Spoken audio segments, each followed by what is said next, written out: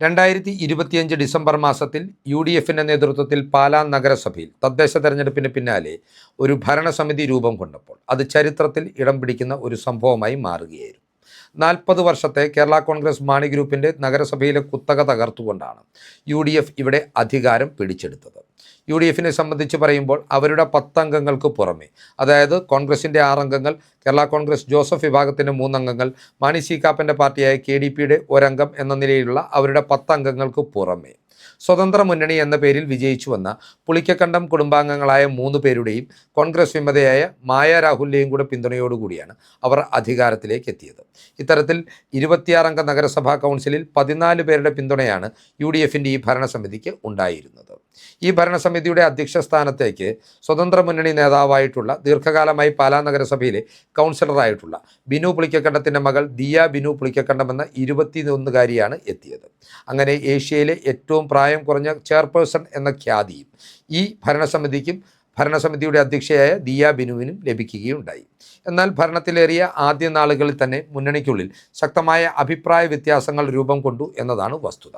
UDFിൻ്റെ ഭരണം സുഗമമായി മുന്നോട്ട് പോകാതിരുന്നതിനുള്ള പ്രധാനപ്പെട്ട കാരണമെന്ന് പറയുന്നത് കോൺഗ്രസ് കൗൺസിലർമാരും സ്വതന്ത്ര മുന്നണിയിലെ കൗൺസിലർമാരും തമ്മിൽ പല ഘട്ടത്തിലും ഉടലെടുത്തിരുന്ന സംഘർഷങ്ങളും അഭിപ്രായ വ്യത്യാസങ്ങളുമായിരുന്നു. എന്നാൽ ഓരോ ഘട്ടത്തിലും UDFിൻ്റെ നേതൃത്വം ഇടപെട്ടുകൊണ്ട്, കോൺഗ്രസിൻ്റെ നേതൃത്വം ഇടപെട്ടുകൊണ്ട് സമവായ നീക്കങ്ങൾ നടത്തി ഈ വിഷയങ്ങളൊക്കെ പരിഹരിച്ച് കാര്യങ്ങൾ മുൻപോട്ടെത്തിക്കുകയായിരുന്നു. എന്നാൽ ഇപ്പോൾ ഈ ഭരണസമിതിക്കുള്ള പിന്തുണ ഒരു നിലയിലും തുടരുവാൻ കഴിയില്ല എന്ന കടുത്ത നിലപാടിലേക്ക് കോൺഗ്രസ് കൗൺസിലർമാർ മാത്രമല്ല, പാലാ നഗരസഭയിലെ കോൺഗ്രസ് മണ്ഡലം കമ്മിറ്റി കൂടി എത്തിച്ചേർന്നിരിക്കുകയാണ്. ഐക്യകണ്ഠേന സ്വതന്ത്ര മുന്നണിക്കുള്ള പിന്തുണ പിൻവലിച്ചുകൊണ്ടൊരു പ്രമേയവും കോൺഗ്രസ് പാലാ മണ്ഡലം കമ്മിറ്റി കഴിഞ്ഞ ദിവസം പാസ്സാക്കുകയും ഉണ്ടായി. തങ്ങൾക്ക് ഭൂരിപക്ഷം നഷ്ടമായി എന്ന കൃത്യമായ തിരിച്ചറിവുണ്ടായിട്ടും UDFിൻ്റെ ജില്ലാ സംസ്ഥാന നേതാക്കൾ പറഞ്ഞാൽ മാത്രമേ രാജിവെക്കൂ എന്ന നിലപാടിലാണ് സ്വതന്ത്ര മുന്നണി അംഗങ്ങൾ ഇപ്പോഴും അധികാരത്തിൽ തുടരുന്നത്. ഏതൊക്കെയാണെങ്കിലും ഈ ഒരു പൊട്ടിത്തെറിയിലേക്ക് എത്തിയ കാര്യങ്ങളാണ് ഈ വീഡിയോയിലൂടെ പ്രേക്ഷകർക്കായി വിശദീകരിക്കുവാൻ ആഗ്രഹിക്കുന്നത്. പ്രധാനമായും ഈ സംഘർഷത്തിലേക്ക്, ഈ ഒരു പൊട്ടിത്തെറിയിലേക്ക് വഴിവെച്ചത് ജൂലൈ 4-ാം തീയതി ചേർന്ന പാലാ നഗരസഭാ കൗൺസിൽ യോഗത്തിൽ കൈക്കൊണ്ട ഒരു തീരുമാനമായിരുന്നു. പാലാ നഗരസഭാ കൗൺസിൽ യോഗത്തിൻ്റെ അന്നത്തെ അജണ്ടയിൽ 4ാമത് ഐറ്റമായി പരിഗണനയ്ക്ക് വന്നത് CPM ജില്ലാ സെക്രട്ടേറിയറ്റ് അംഗമായിട്ടുള്ള, വിവാദ രാഷ്ട്രീയ കഥാപാത്രമായിട്ടുള്ള ബിനു പുളിക്കക്കണ്ടം എന്ന നഗരസഭാ അധ്യക്ഷയുടെ പിതാവിൻ്റെ, സ്വതന്ത്ര മുന്നണി നേതാവിൻ്റെ ഏറെ അടുപ്പക്കാരനായിട്ടുള്ള ശ്രീ ലാലിച്ചൻ ജോർജിൻ്റെ ഒരു അപേക്ഷയായിരുന്നു. CPMന് വേണ്ടി അദ്ദേഹം ഈ അപേക്ഷ നഗരസഭയിൽ സമർപ്പിച്ചത് കൊട്ടാരമറ്റം പ്രൈവറ്റ് ബസ് സ്റ്റാൻഡ് DYFIയുടെ പാലായിൽ വെച്ച് നടക്കുന്ന കോട്ടയം ജില്ലാ സമ്മേളനത്തിൻ്റെ പൊതുയോഗം സംഘടിപ്പിക്കുന്നതിനായി വിട്ടു നൽകണം എന്നുള്ള അപേക്ഷയായിരുന്നു. ഏതൊക്കെയാണെങ്കിലും ഈ അപേക്ഷയ്ക്ക് ഒരു അടിക്കുറിപ്പോടു കൂടിയാണ് ഈ അജണ്ട കൗൺസിലിൻ്റെ പരിഗണനയ്ക്കായി എത്തിയത്. ജനങ്ങൾക്ക് ബുദ്ധിമുട്ടുണ്ടാകാത്ത വിധം പരിപാടി സംഘടിപ്പിക്കുവാൻ കഴിയുമെങ്കിൽ വിട്ടു നൽകുന്നതിൽ തർക്കമില്ല എന്ന നിലയിലാണ് അജണ്ടയിൽ ഈ ഐറ്റം രേഖപ്പെടുത്തിയത്. ഏതൊക്കെയാണെങ്കിലും ഈ വിഷയം ശ്രദ്ധയിൽപ്പെട്ടതോടുകൂടി കോൺഗ്രസിൻ്റെ നേതാക്കൾ പരസ്യമായി ഇത്തരത്തിലൊരു നീക്കം ഉണ്ടാവാൻ പാടില്ല എന്ന കർശന നിർദ്ദേശം UDFിലെ കൗൺസിലർമാർക്ക് നൽകുകയുണ്ടായി. ഇതുമായി ബന്ധപ്പെട്ട് പാലാ മണ്ഡലത്തിൻ്റെ ഭാഗമായിട്ടുള്ള പാലാ നിയോജക മണ്ഡലത്തിലെ UDF ചെയർമാനും കോട്ടയം DCCയുടെ ജനറൽ സെക്രട്ടറിയുമായ പ്രൊഫസർ സതീഷ് ചൊള്ളാനി ഔദ്യോഗികമായി മാധ്യമങ്ങളുടെ ഒരു പൊതുപ്രസ്താവനയും പുറത്തുവിട്ടിരുന്നു.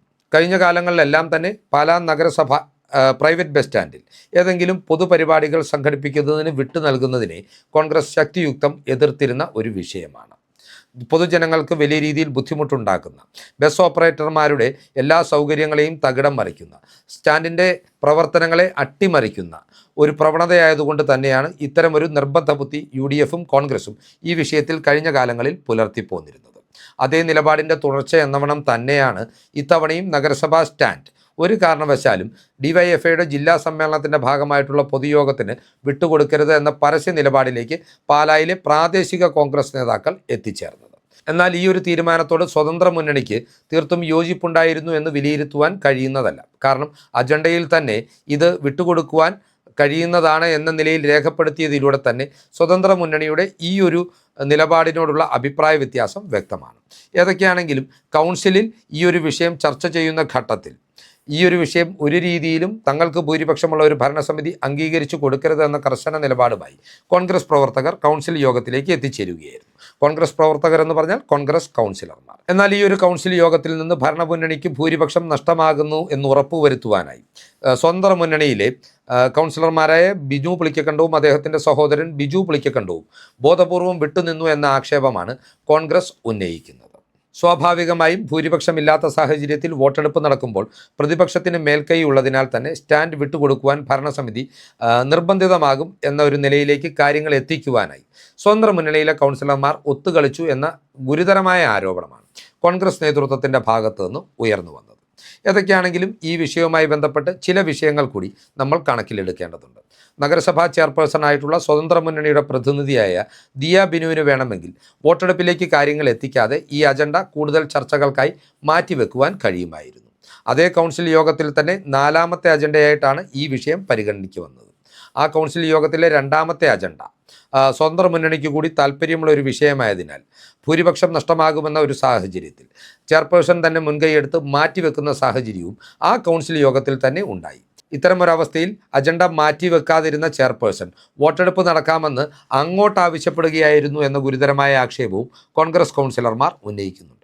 അതായത് ബോധപൂർവമായി ഒരു രാഷ്ട്രീയ വിശ്വാസവഞ്ചന കാണിച്ചുവെന്നും കോൺഗ്രസിനെ സ്വതന്ത്ര മുന്നണിയിലെ കൗൺസിലർമാർ പിന്നിൽ നിന്ന് കുത്തിയെന്നുമുള്ള ഗുരുതരമായ ആക്ഷേപം ഉയർത്തിക്കൊണ്ടാണ് കോൺഗ്രസ് മണ്ഡലം കമ്മിറ്റി 6-ാം തീയതി തന്നെ യോഗം ചേർന്നുകൊണ്ട് ഈ സ്വതന്ത്ര മുന്നണിക്കുള്ള പിന്തുണ പിൻവലിക്കുന്നതായി പ്രഖ്യാപിക്കുന്ന ഒരു പ്രമേയം പാസാക്കിയത്. ഈ ഒരു സംഭവത്തിന് വലിയ വാർത്താ പ്രാധാന്യം ലഭിക്കുകയും ചെയ്തു.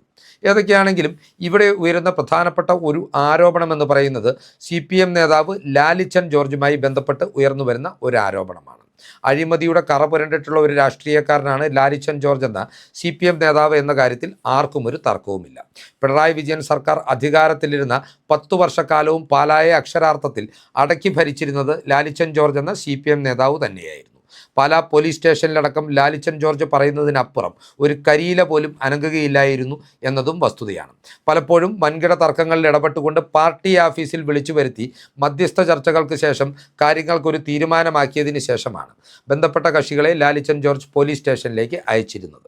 ലാലിച്ചൻ പറയുന്നത് ചെയ്യുക എന്നത് മാത്രമായിരുന്നു പാലാ പോലീസിലെ ഒരു വിഭാഗം ഉദ്യോഗസ്ഥരുടെ ഉത്തരവാദിത്തം എന്നുള്ളത് പരസ്യമായ വസ്തുതയാണ്. അക്കഴിഞ്ഞ കാലങ്ങളിൽ അയാളുടെ ഭാഗത്തു നിന്നുണ്ടായിട്ടുള്ള ഗുണ്ടാ രാഷ്ട്രീയ പ്രവർത്തനങ്ങൾക്ക് നിരവധി കോൺഗ്രസ് പ്രവർത്തകർ ഇരയായിട്ടുണ്ട് എന്നതും യാഥാർത്ഥ്യമാണ്. ഇത്തരത്തിൽ ആരോപണ വിധേയനായ CPMൻ്റെ ഗുണ്ടാ സംസ്കാരത്തിൻ്റെ വക്താവായിട്ടുള്ള അഴിമതിയുടെ കറ പുരണ്ടിട്ടുള്ള ഒരു രാഷ്ട്രീയ നേതാവിന് വേണ്ടി CPMകാരനായ ഒരു രാഷ്ട്രീയ നേതാവിന് വേണ്ടി അയാളുടെ താല്പര്യങ്ങൾക്ക് വഴങ്ങിക്കൊണ്ട് ഭരണമുന്നണിയുടെ ഭാഗമായ തങ്ങളുടെ ആനുകൂല്യത്തിൽ അധികാരത്തിലേറിയ സ്വതന്ത്ര മുന്നണിയിലെ കൗൺസിലർമാർ തങ്ങളെ വഞ്ചിച്ചു എന്നുള്ള വികാരമാണ് കോൺഗ്രസ് കൗൺസിലർമാർ ഇപ്പോൾ പ്രകടിപ്പിക്കുന്നത്. കോൺഗ്രസ് കൗൺസിലർമാരുടെ മാത്രമല്ല കോൺഗ്രസ് പാലാ മണ്ഡലം കമ്മിറ്റിയുടെ ഐക്യകണ്ഠേനയുള്ള വികാരവും ഇത്തരത്തിൽ തന്നെയുള്ളതാണ് എന്നതാണ് വസ്തുത. പാലായിലെ കോൺഗ്രസിനുള്ളിലുള്ള എല്ലാ ഗ്രൂപ്പ് സമവാക്യങ്ങളെയും മാറ്റിമറിച്ചുകൊണ്ട് ഒറ്റക്കെട്ടായി നിന്നാണ് A ഗ്രൂപ്പുകാരനും I ഗ്രൂപ്പുകാരനും KC വേണുഗോപാൽ ഗ്രൂപ്പുകാരും എല്ലാം കൈകോർത്തുകൊണ്ട് ഇത്തരമൊരു യോജിച്ച തീരുമാനത്തിലേക്ക് എത്തിയത്. അതിനാൽ തന്നെ ഈ ഒരു തീരുമാനത്തിന് വലിയ രീതിയിലുള്ള മാനങ്ങളുണ്ട് എന്ന വസ്തുതയും നാം മറന്നു പോകുവാൻ പാടില്ല. നേരത്തെയൊക്കെ വിമത നീക്കങ്ങൾ അല്ലെങ്കിൽ ഭരണത്തിൽ പ്രതിസന്ധി സൃഷ്ടിച്ചിരുന്നത് കൗൺസിലർമാരുടെ നീക്കങ്ങളായിരുന്നെങ്കിൽ ഇപ്പോൾ ഭരണമുന്നണിയുടെ ഭാഗമായിട്ടുള്ള സ്വതന്ത്ര മുന്നണിയുള്ള വിശ്വാസം നഷ്ടപ്പെട്ടു എന്ന് പറയുന്നത് പാലായിലെ മണ്ഡലം കമ്മിറ്റി ഐക്യകണ്ഠേനയാണ്. ഒരു പാർട്ടി ഘടകത്തിൻ്റെ നിലപാടിനെ പരിപൂർണമായി തള്ളിക്കളയുവാൻ കോൺഗ്രസിൻ്റെ ജില്ലാ സംസ്ഥാന നേതാക്കൾ തയ്യാറാകുമോ എന്നതാണ് ഇപ്പോൾ രാഷ്ട്രീയ വൃത്തങ്ങൾ ഉറ്റുനോക്കുന്ന കാഴ്ച. ഇവിടെയും അവസരം നോക്കി കാത്തിരിക്കുന്നത് കേരള കോൺഗ്രസ് ബാണി ഗ്രൂപ്പാണ്. കോൺഗ്രസ് തീരുമാനത്തിൽ സമവായ സാധ്യതകളും ചർച്ചകളും ഉണ്ടായില്ല എങ്കിൽ കോൺഗ്രസ് പ്രവർത്തകർ കോൺഗ്രസ് കൗൺസിലർമാർ ഒരു അവിശ്വാസ പ്രമേയം വന്നാൽ ഭരണമുന്നണിക്ക് എതിരായി വോട്ട് ചെയ്യുന്ന സാഹചര്യം ഉറപ്പുവരുത്താൻ കഴിയുകയാണെങ്കിൽ കേരള കോൺഗ്രസ് ബാണി ഗ്രൂപ്പിൻ്റെ നേതൃത്വത്തിൽ ഒരു അവിശ്വാസ പ്രമേയം ഏതു നിമിഷവും പാലാ നഗരസഭയിൽ ആവശ്യപ്പെട്ടേക്കാം എന്നതാണ് രാഷ്ട്രീയ അവസ്ഥ. ഈ ഒരു നീക്കം തിരിച്ചറിഞ്ഞുകൊണ്ടാണ് സ്വതന്ത്ര മുന്നണിയിലെ അംഗങ്ങൾ രാജിയിലേക്കെത്താതെ ഇപ്പോഴും അധികാരത്തിൽ തുടരുന്നത്. ഏതൊക്കെയാണെങ്കിലും ഇതുമായി ബന്ധപ്പെട്ട് വരും ദിവസങ്ങളിൽ എന്തൊക്കെ സാധ്യതകളാണ് ഉടലെടുക്കുന്നത് എന്നതുകൂടി പറഞ്ഞുകൊണ്ട് ഈ വീഡിയോ അവസാനിപ്പിക്കുവാൻ ആഗ്രഹിക്കുകയാണ്. പാലായുടെ MLA ആയ മാണി സി കാപ്പനും അതുപോലെ തന്നെ കോട്ടയത്തിൻ്റെ MP ആയ കേരള കോൺഗ്രസ് നേതാവ് ഫ്രാൻസിസ് ജോർജും ഈ വിഷയത്തിൽ തങ്ങൾ അഭിപ്രായം രേഖപ്പെടുത്തുന്നില്ല എന്ന നിലപാടിലേക്ക് എത്തിച്ചേർന്നിട്ടുണ്ട്. കോൺഗ്രസിൻ്റെ ആഭ്യന്തര വിഷയമാണെന്നും കോൺഗ്രസ് നേതാക്കൾ തന്നെ പരിഹരിക്കട്ടെ എന്നുമുള്ള അഭിപ്രായ പ്രകടനങ്ങളാണ് ഈ രണ്ടുപേരുടെയും ഭാഗത്തു നിന്നും ഉണ്ടായിട്ടുള്ളത്. ഈ വിഷയം DCC ചർച്ച ചെയ്യും എന്ന നിലപാടാണ് KPCC അധ്യക്ഷൻ ഈ ചോദ്യവുമായി ബന്ധപ്പെട്ട് നൽകിയ മറുപടിയിൽ മാധ്യമങ്ങളെ അറിയിച്ചത്. DCCയുടെ തലത്തിലേക്ക് കാര്യങ്ങൾ എത്തിയാൽ DCC ഇപ്പോൾ വ്യക്തമാക്കുന്നത് മണ്ഡലത്തിൽ പാസാക്കിയ പ്രമേയം തങ്ങളുടെ കൈകളിലേക്ക് ഇതുവരെ എത്തിയിട്ടില്ല. ആ പ്രമേയം തങ്ങളുടെ കൈകളിലേക്ക് എത്തിയതിന് ശേഷം മാത്രമായിരിക്കും ഈ ഒരു വിഷയത്തിൽ അന്തിമ ചർച്ചകളിലേക്ക് കടക്കുക എന്നതാണ്. ഏതൊക്കെയാണെങ്കിലും പ്രാദേശിക തലത്തിൽ ഐക്യകണ്ഠേന ഉയർന്നു വന്ന ഒരു വിഷയം എന്ന നിലയിൽ DCC കാര്യമായിട്ടുള്ള ചർച്ചകൾ ഈ വിഷയത്തിൽ നടത്തും. അതുപോലെ തന്നെ കോട്ടയം DCCയെ സംബന്ധിച്ച് കോൺഗ്രസ് നേതൃത്വത്തെ സംബന്ധിച്ചും ഈ ഭരണമുന്നണി അധികാരത്തിലേറിയിരുന്ന ഘട്ടത്തിൽ ഉണ്ടായിരുന്ന അത്രയൊന്നും അത്യാവശ്യം ഇപ്പോൾ പാലായിൽ ഭരണം നിലനിർത്തുന്നതുമായി ബന്ധപ്പെട്ട് അവർക്കില്ല എന്നതും ഓർക്കേണ്ടതാണ്. നിർണായകമായ നിയമസഭാ തെരഞ്ഞെടുപ്പിന് മുന്നോടിയായി UDF പാലാ നഗരസഭയിൽ അധികാരം പിടിക്കണമെന്നുള്ള നിർബന്ധ ബുദ്ധി ഇപ്പോൾ അവർക്കില്ല എന്ന് വേണമെങ്കിലും ഇതിനെ വിലയിരുത്താൻ സാധിക്കും. ഏതൊക്കെയാണെങ്കിലും പാലായിലെ കാര്യങ്ങൾ കുഴഞ്ഞു മറിഞ്ഞു കിടക്കുകയാണ്. പ്രശ്നമൊക്കെയുണ്ടാക്കിയവർ തന്നെ പരിഹരിക്കട്ടെ എന്ന നിലയിലേക്ക് കോൺഗ്രസ് നേതൃത്വത്തിലെ ജില്ലാ നേതൃത്വത്തിലെ ഒരു വിഭാഗം ഇതിനോടകം തന്നെ അഭിപ്രായ പ്രകടനങ്ങൾ നടത്തിയിട്ടുണ്ട് എന്ന വാർത്തയും വിവിധ മാധ്യമങ്ങൾ റിപ്പോർട്ട് ചെയ്യുന്നുണ്ട്. ഇനി ഇടതുമുന്നണിയിലേക്ക് എത്തിയാൽ അവിടെ മാണി ഗ്രൂപ്പിന് മുമ്പിലും ഒരു പ്രതിസന്ധിയുണ്ട്. കാരണം CPMന് അനുകൂലമായ നിലപാടെടുത്തു എന്ന് ആരോപിച്ചുകൊണ്ടാണ് കോൺഗ്രസ് ഇവിടെ സ്വതന്ത്ര മുന്നണിക്കുള്ള പിന്തുണ പിൻവലിച്ചിരിക്കുന്നത്. അത്തരമൊരു സാഹചര്യത്തിൽ CPMൻ്റെ കൂടെ നിന്നതിൻ്റെ പേരിൽ സ്വതന്ത്ര മുന്നണിക്ക് അധികാര നഷ്ടമുണ്ടാക്കുന്ന നിലയിൽ മാണി ഗ്രൂപ്പ് ഒരു അവിശ്വാസ പ്രമേയം കൊണ്ടുവന്നാൽ അത് LDFൻ്റെ കെട്ടുറപ്പിനെ ബാധിക്കുമോ എന്ന സംശയങ്ങളും സ്വാഭാവികമായി ഉടലെടുത്തിട്ടുണ്ട്. വരും ദിവസങ്ങളിൽ ഇതുമായി ബന്ധപ്പെട്ട് തിരക്കിട്ട രാഷ്ട്രീയ നീക്കങ്ങൾ കോൺഗ്രസ് നേതൃത്വത്തിൻ്റെ ഭാഗത്തു നിന്നുണ്ടാകുമോ അതോ ജില്ലാ സംസ്ഥാന നേതൃത്വങ്ങൾ നിസ്സംഗത തുടർന്നുകൊണ്ട് പ്രാദേശിക ഘടകത്തിൻ്റെ തീരുമാനം എന്തും നടപ്പാകട്ടെ എന്ന നിലയിലേക്ക് എത്തിക്കുമോ എന്നതിനെ ആശ്രയിച്ചിരിക്കും ദിയ ബിനു പുളിക്കക്കണ്ടത്തിൻ്റെയും സ്വതന്ത്ര മുന്നണിയുടെയും പാലാ നഗരസഭയിലെ ഭരണത്തിലുള്ള പങ്കാളിത്തം എന്ന കാര്യത്തിലും തർക്കമില്ല. കാരണം UDF അല്ലാതെ മറ്റൊരു ഓപ്ഷൻ അവർക്ക് മുമ്പിലില്ല എന്ന് വ്യക്തമാക്കിക്കൊണ്ട് ജോസ് കെ മാണി തങ്ങൾ ഒരിക്കലും സ്വതന്ത്ര മുന്നണിയോട് സഹകരിക്കുവാൻ താല്പര്യപ്പെടുകയില്ല, സഹകരിക്കുകയില്ല എന്ന് അസന്ദിഗ്ധമായി വ്യക്തമാക്കുകയും ചെയ്തിട്ടുണ്ട്. ഈ രാഷ്ട്രീയ സാഹചര്യങ്ങളും പാലാ നഗരസഭയിലെ ഇപ്പോഴത്തെ പ്രതിസന്ധിയുടെ കാരണങ്ങളും പ്രേക്ഷകർക്കായി വിശദീകരിച്ചുകൊണ്ട് ഈ വീഡിയോ അവസാനിപ്പിക്കുകയാണ്. കൂടുതൽ രാഷ്ട്രീയ വാർത്തകൾക്കും വിശകലനങ്ങൾക്കുമായി ഞങ്ങളുടെ ചാനൽ സബ്സ്ക്രൈബ് ചെയ്യുക. നന്ദി.